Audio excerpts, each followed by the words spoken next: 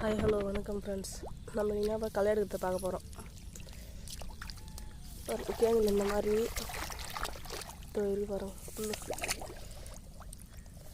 இதெல்லாம் மொத்தம் பிடிங்கி எடுக்கணும் ஃப்ரெண்ட்ஸ்.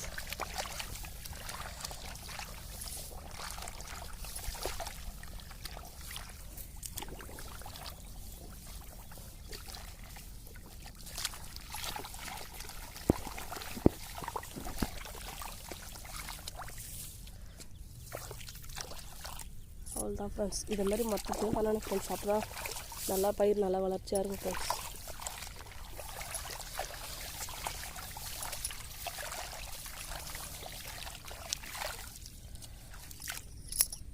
நேற்று வச்சதே கையெல்லாம் பாருங்க,